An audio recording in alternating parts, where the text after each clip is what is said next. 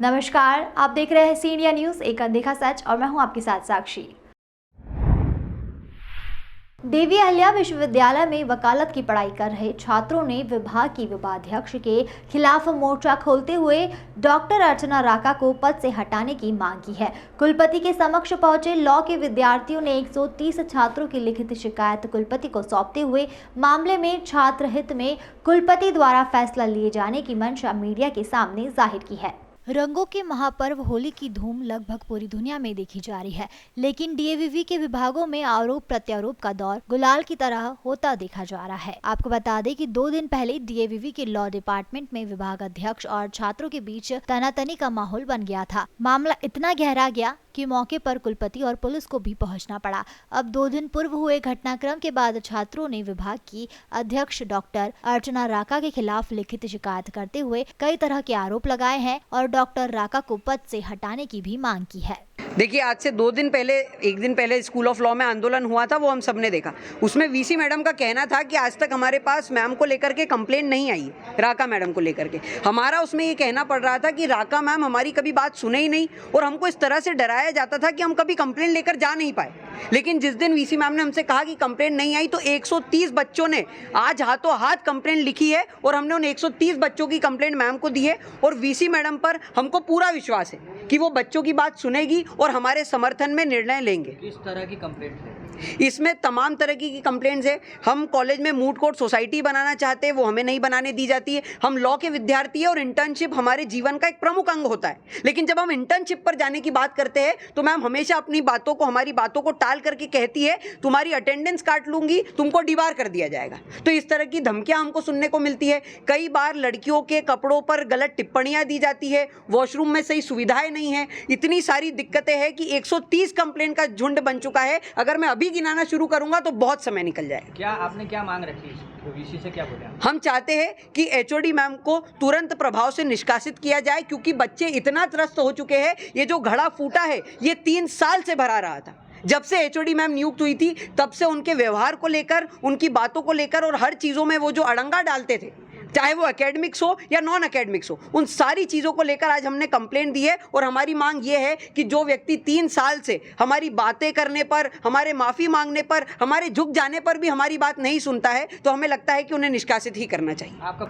हम लोग बस यही चाहते हैं कि जो भी आज हमारी एचओडी हैं वो निष्कासित की जाए, क्योंकि हमारे साथ जो 3 साल से व्यवहार किया जा रहा है वो एकदम गलत है। हम लोग 3 साल से, हमें रोज़ अटेंडेंस देने आना पड़ता है। हम 5वें साल के विद्यार्थी हैं, हमें रोज़ सुबह उठ के हमको एग्ज़ाम्स देने आना पड़ता है, हमें अटेंडेंस देने आना पड़ता है। फिर हम खाना भी नहीं खाते, हम वैसे ही कोर्ट जाते हैं क्योंकि हमारे पास समय नहीं है। और अगर हम ये बोलेंगे कि मैडम हमको इंटर्नशिप के लिए समय चाहिए और हमें 1 महीने के लिए आप हमें समय दें और हम इंटर्नशिप पे जाएंगे सुबह से शाम तक, तो हमें क्या कहा जाता है कि हमको डिबार कर दिया जाएगा। डिबार कर दिया जाएगा नहीं, डिबार कर दिया जाता है। कई बार ऐसा होता है कि हमें डिबार कर दिया जाता है एग्जाम्स में से, और हमें रोज़ रेगुलर अटेंडेंस देनी पड़ती है। और अगर कुछ भी गलती होती है तो हमें यही डर रहता है कि आज नहीं तो कल हम डिबार हो जाएंगे। 5वें वर्ष के विद्यार्थी को समय देना चाहिए इंटर्नशिप का, वो हमें बिल्कुल नहीं मिलता है। हमारे साथ अभद्र रूप से बातें की जाती हैं, हमारे खिलाफ ऊंची आवाज़ में बातें की जाती है, हमें गलत शब्द, गलत टिप्पणियां बोली जाती है। वो शायद मैं यहाँ पे नहीं बोल पाऊंगी,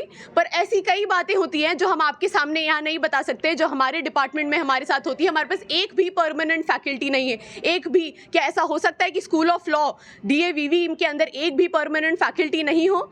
हमारे पास इनफैक्ट सिर्फ एचओडी के अलावा कोई भी नहीं है। जितनी भी हमारी फैकल्टीज़ हैं वो सब विजिटिंग फैकल्टीज़ हैं। एक भी फैकल्टी ऐसी नहीं है जिनके पास हम बाद में जा सके, जिनसे हम बाद में बात कर सके। हमारे पास कोई हमारा पक्ष रखने के लिए नहीं है। शायद इसी वजह से आज ये तानाशाह का माहौल हो गया है कि हमारी बात सुनी नहीं जाती, क्योंकि उन्हें भी पता है कि उनके अलावा हमारे लिए कोई भी नहीं खड़ा है। और शायद ऑफिशियल ड्यूटी लीव सैंक्शन नहीं होती है, ऑफिशियल ड्यूटी लीव होती है और हम उसके लिए हम एप्लीकेशन देते हैं, उस पर कभी साइन नहीं होता है। मूड कोर्ट की एक हमको सोसाइटी बनानी थी, मूड कोर्ट सोसाइटी, उसकी आज तक मैडम के पास एप्लीकेशन पड़ी है। 1 साल हो गया उस एप्लीकेशन को पड़े हुए, उन्होंने क्यों साइन नहीं किया है उसका उनके पास भी कोई जवाब नहीं है। वो शायद हमसे इसी तरीके से बात करती है कि वो उनकी जितनी भी ड्यूटीज़, रिस्पॉन्सिबिलिटीज़ है वो उनकी रिस्पॉन्सिबिलिटी नहीं है, वो हम पे एहसान करती हैं ये सब करके।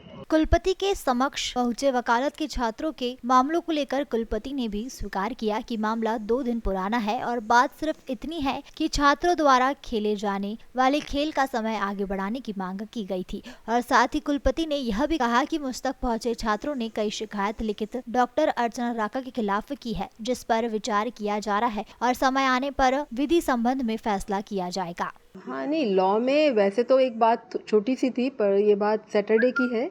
जब मैं वहाँ पर गई थी, हम लोग होली का देखने गए थे कि होली की कोई जिस तरह का प्रस्तावित थे ऐसे कोई कार्यक्रम तो नहीं हो रहे, तो वो तो कार्यक्रम नहीं हो रहे थे। एक आध जगह डिपार्टमेंट में बच्चे होली खेल रहे थे तो उनको भी मना कर दिया, पर फिर तभी पता चला कि लॉ के बच्चे कुछ एजिटेशन कर रहे हैं। तो फिर जब हम वहाँ गए तो बच्चे धरने पर बैठे हुए थे और उन्होंने शिकायत की। उस समय तो कारण सिर्फ इतना था कि जो मैच का जो समय था 8 से 12 तय था, लेकिन बच्चे किसी कारणवश उसे बहुत आगे बढ़ाना चाह रहे थे, तो मैडम ने मना किया। तो उस बात को ही लेकर वो लोग धरने पे बैठ गए थे। पर फिर वो और भी शिकायतें उनकी थोड़ी सी वो स्ट्रिक्ट हैं, तो इसमें उनकी और शिकायतें भी आने लगी। तो बच्चों ने तब कहा था, तब हमने कहा था कि ठीक है, बच्चे जिद करने लगे कि उनको हटाया जाए। लेकिन जितनी भी शिकायतें थी, जब मैंने उन पर ध्यान दिया तो मुझे लगा कोई भी टीचर बच्चों के भविष्य को देखते हुए इस तरह की बच्चों को अनुशासन में रखने के लिए ऐसा करता है। उन्होंने मुझे उस समय प्राइमा फेसी कोई गलती दिखाई नहीं दी। अब बच्चों की कंप्लेंट आई है तो उन पर हम ठीक से विचार करेंगे और ज़रूरी हुआ तो हम एक जांच समिति भी बनाएंगे। तमाम खबरों के लिए देखते रहिए सी इंडिया न्यूज़, एक अंधे का सच।